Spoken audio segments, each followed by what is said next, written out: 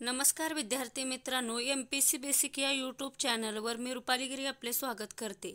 आजच्या या लेक्चरमध्ये आपण मराठी व्याकरणातील महत्त्वाचा असणारा घटक म्हणजे पुल्लिंगी, स्त्रीलिंगी आणि नपुंसकलिंगी नामाचे कशा प्रकारे सामान्य रूप होते हे आपण या लेक्चरमध्ये पाहणार आहोत।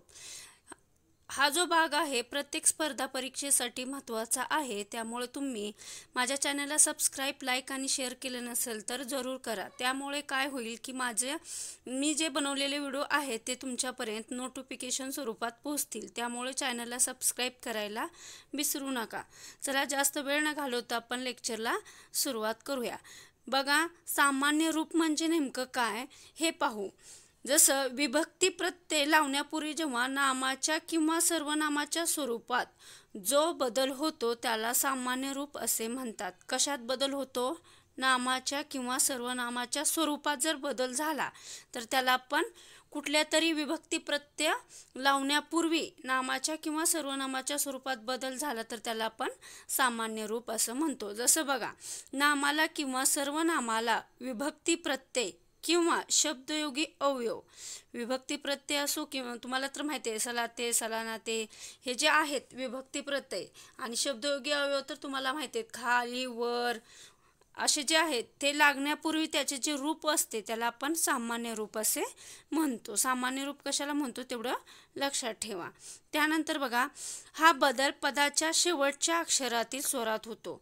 जो सामान्य रूप तयार होतं ते कशावरून तयार होतं? जो शब्द असतो त्या शब्दाच्या शेवटी जे स्वर आलेला असतो त्याच्यात झालेल्या बदलामुळं हा बदल झाला की तेव्हा त्याचं सामान्य रूप तयार होतं। जसं उदाहरणार्थ तुम्हाला मी सांगते, इथं बघा, इथं कावळा आहे, बरोबर। कावळ्याला आपण हा स जर प्रत्यय लावला, स प्रत्यय लावला किंवा कावळ्यास असं स प्रत्यय लागून आपण सामान्य रूप तयार केलं। जसं कावळ्या, ळला काय लागलं? इथं य जोडलेलं आहे, बरोबर आहे। य जोडल्यामुळं हे स बाजूला काढून तयार झालेला जो हा शब्द आहे कावळ्या, हा झालं आपलं सामान्य रूप। कधी? स प्रत्यय लागण्याआधी जे तयार झालेले रूप आहे त्याला आपण सामान्य रूप असं म्हणतात। जसं कावळ्याला, ह्याच्यात पण ला प्रत्यय लागण्याआधी तयार होणारे हे जे कावळ्या हे रूप त्याला आपण सामान्य रूप म्हणते। न पण हे प्रत्यय सोडून, शेवटला लागणारे हे प्रत्यय सोडून ह्या स्वरात जो बदल झालेला आहे, ळ या स्वरात जो किंवा ह्या शब्दात जो बदल झालेला आहे त्यालाच आपण सामान्य रूप असं म्हणतो। त्यामुळं या सर्व शब्दामध्ये जसं कावळ्यास, कावळ्याला, कावळ्याने, कावळ्याचा या सर्व शब्दात सामान्य रूप काय आहे? कावळ्या, हे लक्षात असू द्या। त्यानंतर आणखी उदाहरण तुम्हाला सांगता येईल की समुद्र। समुद्र याला बघा, आपण समुद्राला शब्द तयार केला, समुद्रास, समुद्राला, समुद्राने, समुद्राचा, बरोबर आहे। पण हे स, हे ला, हे ने आणि हा चा हे प्रत्यय लागण्याआधी जो शब्द तयार झालेला आहे तो आहे सामान्य रूप, बरोबर आहे। या समुद्र या शब्दाचे सामान्य रूप आहे, लक्षात असू द्या। प्रत्यय लागण्यापूर्वी आणि शब्दयोगी शब्द किंवा अवयव लागण्यापूर्वी जो शब्द तयार होतो त्याला आपण सामान्य रूप असं म्हणतो।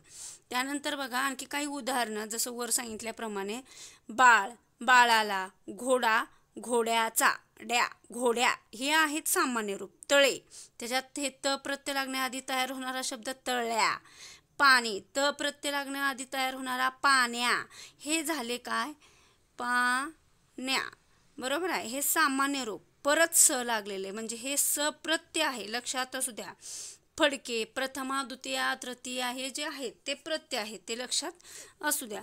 पुन्हा हे फडके, फडक्याचा, बरोबर आहे, ते सामान्य रूप फडकेचं तयार झालेलं आहे।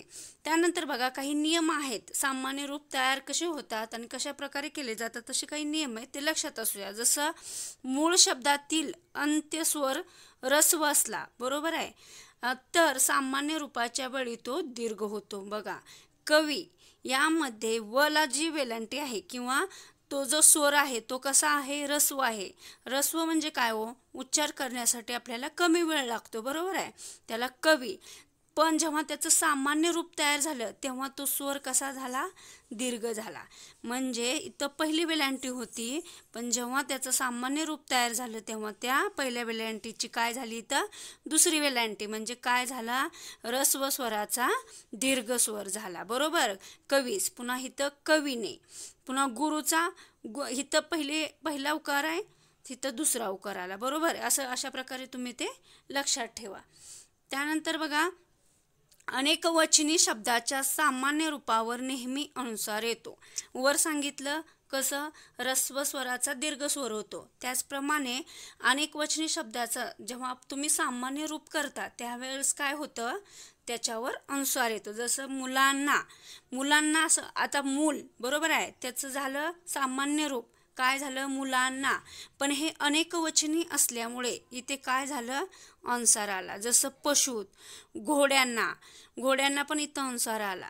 म्हणजे काय लक्षात ठेवायचं आहे तुम्हाला, की जेव्हा शब्दाचं आपण अनेकवचन करतो, सामान्य रूप करून अनेकवचन करतो, तेव्हा त्याच्यावर काय येतं, अनुस्वार येतो. एवढं तुम्ही लक्षात ठेवा. त्यानंतरचा नियम आहे विभक्ती प्रत्यय लागण्यापूर्वी. आता तुम्हाला सांगितलं विभक्ती प्रत्यय आणि शब्दयोगी अवयव लागण्यापूर्वी जसे शब्दाचे सामान्य रूप होते तसे शब्दयोगी अवयव लागण्यापूर्वी सामान्य रूप होते. हे वरतीच मी तुम्हाला सांगितलं आहे. विभक्ती प्रत्यय आणि शब्दयोगी अवयव लागण्यापूर्वी आपलं शब्दाचं सामान्य रूप होतं. जसं घराजवळ, आता इथं जवळ हा काय आहे, शब्दयोगी अवयव आहे. तेव्हा काय होतं, जवळ हा शब्द जोडताना घर या शब्दाचं आपण सामान्य रूप तयार करतो. काय करतो, घरा हे सामान्य रूप तयार करतो आणि त्याला नंतर आपण शब्दयोगी अवयव जोडतो. कोणतं, जवळ. म्हणजे घरा हे झालं सामान्य रूप आणि जवळ हे झालं शब्दयोगी अवयव. म्हणजे शब्दयोगी अवयव आणि विभक्ती प्रत्यय जोडण्यापूर्वी आपण त्याला काय करतो, त्याचं सामान्य रूप करतो. तसंच घरापुढे, इथं बघा पुढे हा शब्द सुद्धा शब्दयोगी अवयव आहे. मध्ये हा शब्दयोगी अवयव जोडण्यापुढे तळाचं काय झालं, तळ्या झालं. त्यानंतर साठी हा शब्दयोगी अवयव जोडण्यापूर्वी शब्दाचं काय तयार झालं, सामान्य रूप तयार झालं. कोणतं, घोड्या. आणि नंतर साठी जोडलेलं आहे म्हणजे घोड्यासाठी. त्यानंतर बघा, हे झालं. बरोबर आहे. कशा प्रकारे सामान्य रूप तयार होतं, शब्दयोगी अवयव लागण्यापूर्वी शब्दात काय बदल होतो किंवा विभक्ती प्रत्यय लागण्यापूर्वी शब्दात काय बदल होतो हे पाहिलं. तर आता आपण काय पाहू, सामान्य रूपाचे विविध प्रकार आहेत, ते कोणकोणते आहेत ते पाहू. जसं पहिला प्रकार आहे पुल्लिंगी नामाचे सामान्य रूप कसं तयार होतं हे पाहू. जसं अकारांत पुल्लिंगी नामाचे सामान्य रूप आकारात होतं. अकारात म्हणजे बघा खांब, बरोबर आहे. हे काय आहे, ब काय आहे, अकारात आहे. बरोबर आहे, जोडलेलं आहे, त्याला काना मात्रा काहीच नाही, म्हणजे फक्त बला आहे. म्हणजे खांब याचं सामान्य रूप कसं होतं, खांबास. बरोबर. जोडलेलं आहे म्हणजे काय जोडलं, विभक्ती जोडलेली आहे. अशा प्रकारे हे तयार होतं. म्हणजे अकारात पुल्लिंगी नामाचं सामान्य रूप आकारात झालं, म्हणजे इथं बला काना आला.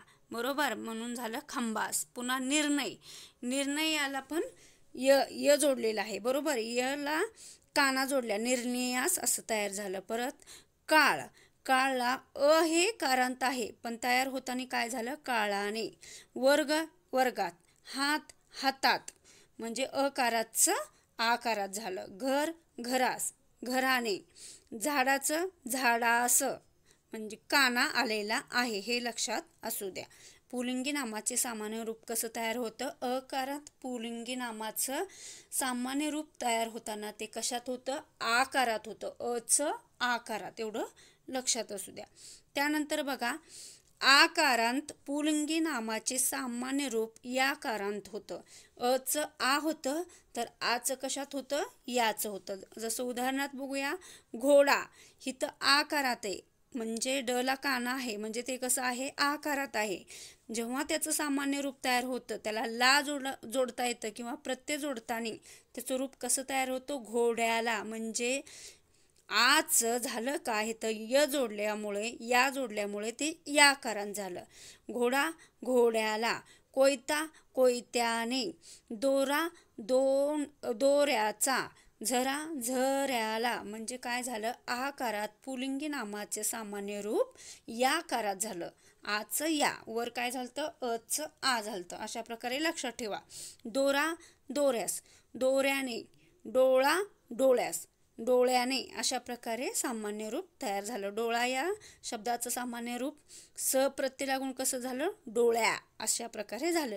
पण याच्यात पण काही अपवाद आहे, जसं आजोबा, दादा, काका, मामा, राजा याचे सामान्य रूप होत नाही. लक्षात असू द्या शब्द. आजोबा, दादा, काका, मामा, राजा हे जे शब्द आहेत त्यांचं कधीही सामान्य रूप होत नाही. त्यानंतर बघा तिसरा नियम आहे, ई कारांत पुल्लिंगी नामाचे सामान्य रूप या कारांत होतं. वरती पण पाहिलं तुम्ही, आ कारात पुल्लिंगी नामाचे सामान्य रूप कशात होतं, या कारात होतं. आणि हिथं काय होतं बघा, हिथं पण या कारांतच होतं, पण कोणतं, ई कारात पुल्लिंगी नामाचे. जसं तेली, तेली या शब्दाला ल ला दुसरी वेलांटी आहे म्हणजे इथं ई आलं, बरोबर आहे, ई कारांत आलं. पण जेव्हा त्याचं सामान्य रूप तयार होतं तेव्हा कोणत्या प्रकारे होतं, तर या कारांत. तेलीचं सामान्य रूप झालं तेल्या, पुन्हा माळीचं झालं माळ्या, पाणीचं झालं पाण्या, परत धोबीचं झालं धोब्या. हे जे बाकीचे शब्द लागलेले आहेत ते काय आहेत, ते आहेत विभक्ती प्रत्यय. पुन्हा धोब्याचं झालं, धोबीचं झालं धोब्यास, कोळीचं झालं कोळ्या. अशा प्रकारे सामान्य रूप तयार झालं. म्हणजे ई कारात पुल्लिंगी नामाचे सामान्य रूप या कारात झालं.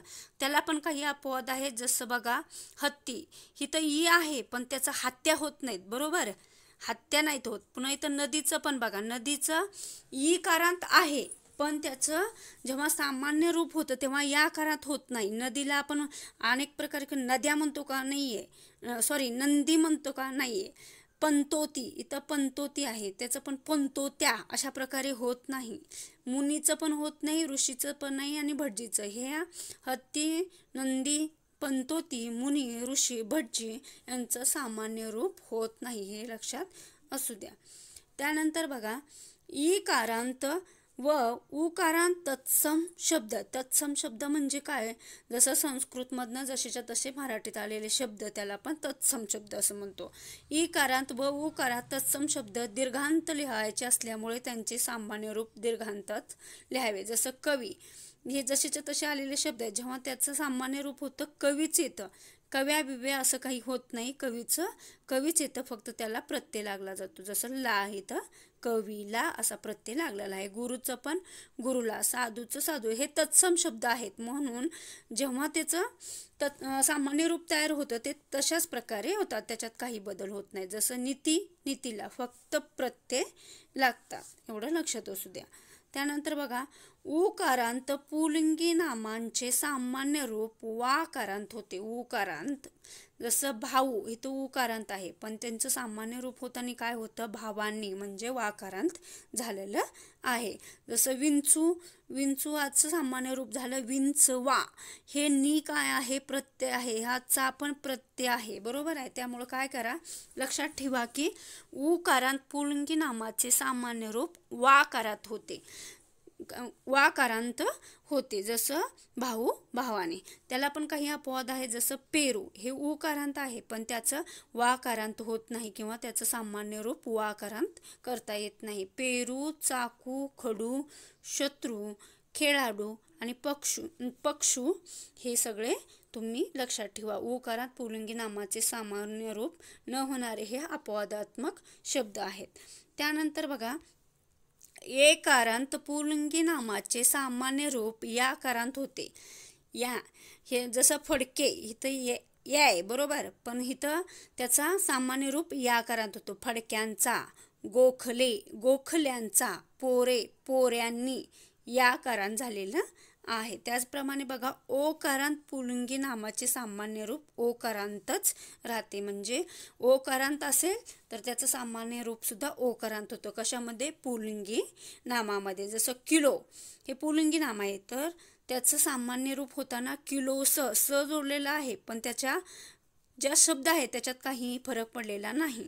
जसं धनको, धनकोचा, बिटको, बिटकोने, फक्त ने, चा, स हे विभक्ती प्रत्यय लागलेले आहेत, पण त्याच्या मूळ रूपात काहीही बदल झालेला नाही, लक्षात असू द्या. त्यानंतरचा दुसरा प्रकार आहे स्त्रीलिंगी नामाचे सामान्य रूप कशा प्रकारे होते ते पाहणार आहोत. जसं अकारांत स्त्रीलिंगी नामाचे सामान्य रूप एकवचनात एकारांत व अनेक वचनात आकारांत होते, हे लक्षात असू द्या.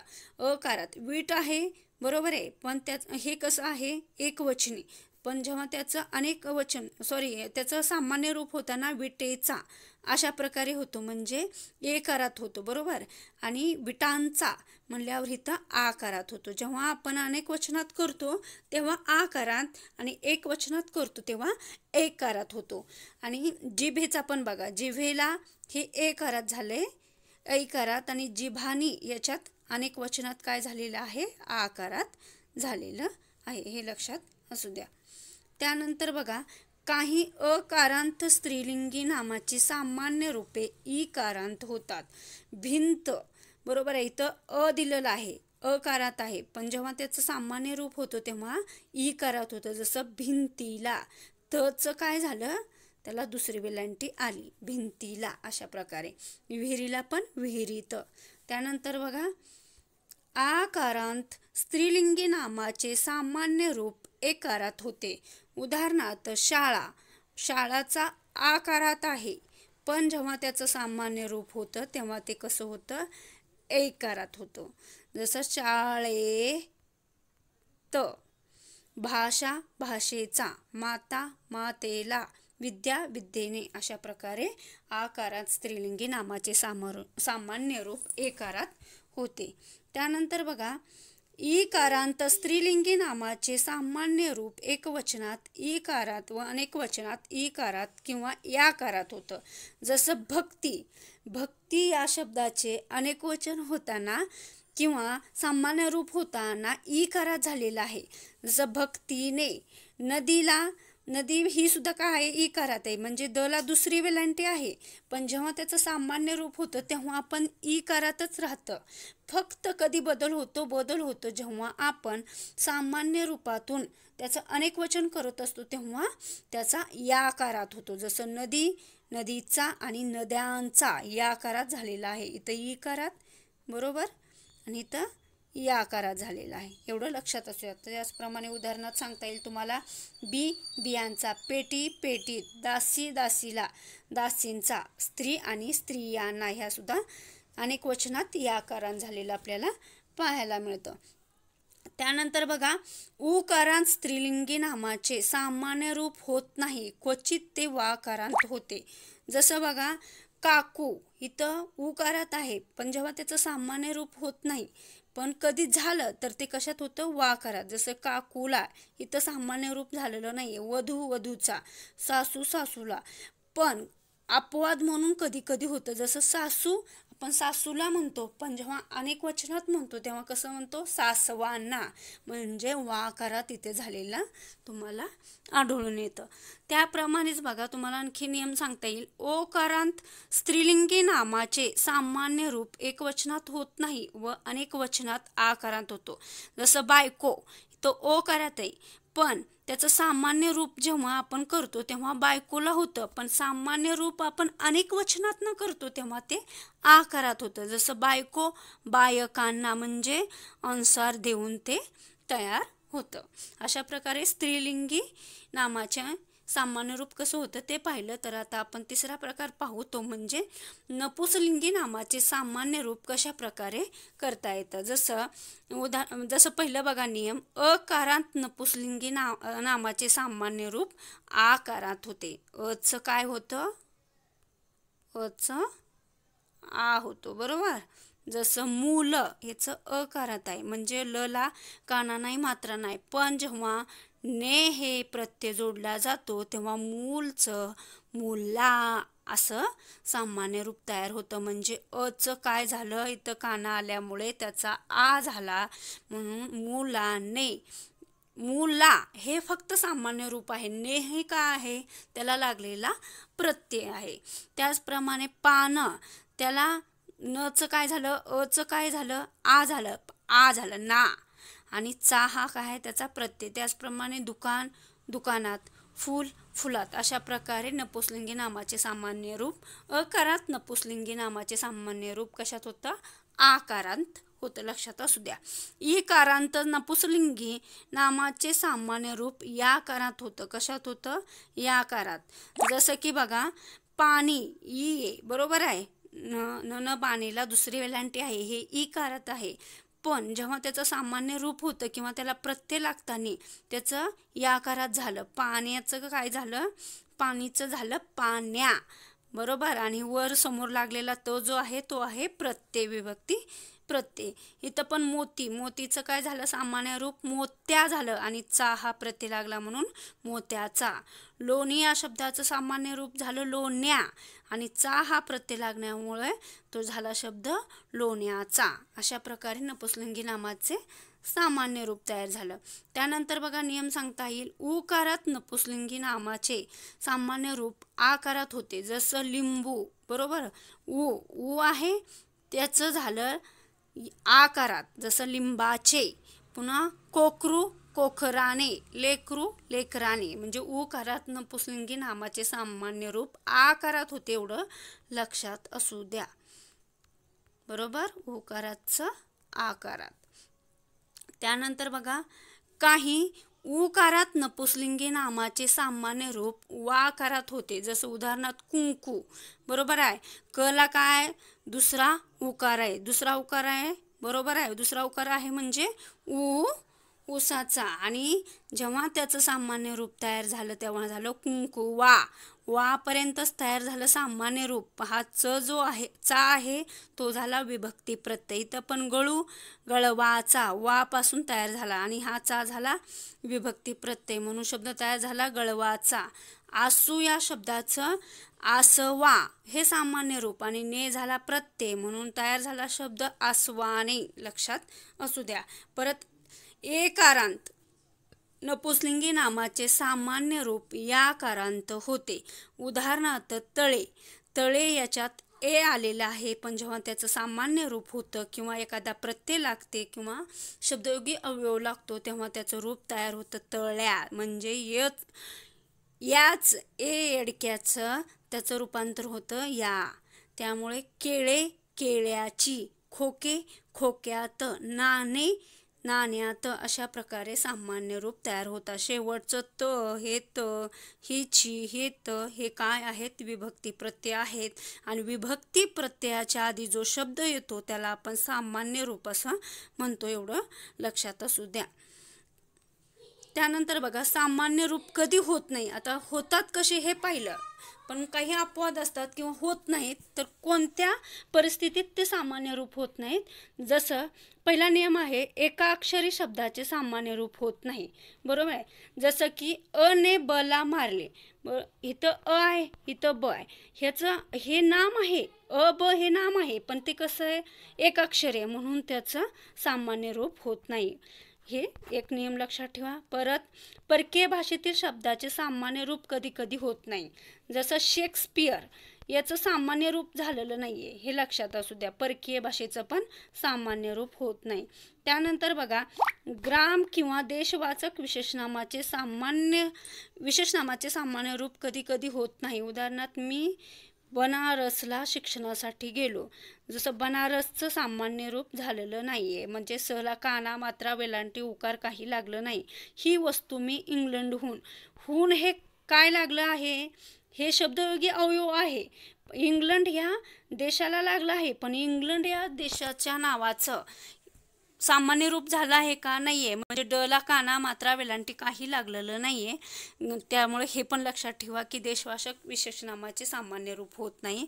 पण त्याला काही अपवाद आहे. जसं चतुर्थीचा स आणि सप्तमीचा त प्रत्यय लागताना सामान्य रूप होते. जसं नागपूर, आपण म्हणतो नागपुरास.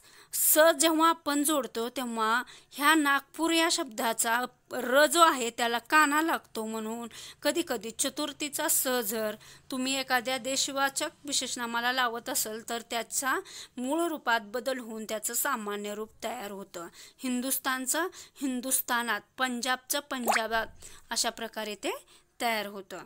त्यानंतर बघा, विशेषणाचे सामान्य रूप कशा प्रकारे होतं ते पण पाहू आपण. आता आपण पाहिलं पुल्लिंगी नामाचे सामान्य रूप, स्त्रीलिंगी नामाचे सामान्य रूप आणि नपुंसकलिंगी नामाचे सामान्य रूप कशा प्रकारे होतं ते पाहिलं. आता पाहूया आपण विशेषणाचे सामान्य रूप कशा प्रकारे होतं. जसं अकारांत, इकारांत व उकारांत विशेषणाचे सामान्य रूप होत नाही. कोणत्या विशेषणाचे सामान्य रूप होत नाहीत ते बघा. अकारात, इकारात, उकारात. लक्षात असू द्या.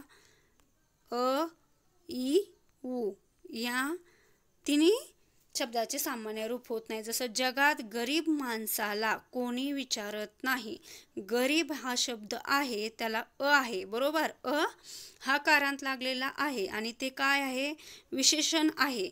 ह्या विशेषणाचं सामान्य रूप झालेलं आहे का, नाहीये. त्याचप्रमाणे लोकरी हिथं काय आहे, ई कारांत आहे पण याचं पण सामान्य रूप झालेलं नाही. त्याचप्रमाणे काय आहे तर हिथं उ कडूला काय लागले, हे सुद्धा विशेषण आहे. ह्या विशेषणाचे सुद्धा सामान्य रूप झालेलं नाही. म्हणजे लक्षात ठेवा, अ, इ, उ या कारांत हे जे प्रत्यय लागलेले आहेत किंवा अकारांत, इकारांत, उकारांत हे विशेषणाचे ज्या नामाला लागलेले आहेत तेव्हा त्याचं सामान्य रूप होत नाही. त्यानंतर बघा, विभक्ती प्रत्यय लागलेल्या नामाच्या आकारात विशेषणाचे सामान्य रूप या आकारात होते. जसं भल्या विभक्ती प्रत्यय लागले, माणसाने, भल्या माणसाने, या मुलांचा म्हणजे या लागले. वेड्या, वेडी जी वेड आहे किंवा वेडी जी हा शब्द आहे त्याला या हे प्रत्यय लागले. जसं खन्या, भल्या असं जे विशेषण आहेत त्याला आपण या आकारांत करतो. चांगला माणूस त्याचं आपण सामान्य रूप कशा प्रकारे केलं, याचा चांगल्या माणसास, बरोबर आहे. त्यानंतर हा कुत्रा, ह्या कुत्र्यास म्हणजे या आकारांत केलेलं आपल्याला दिसून येतं.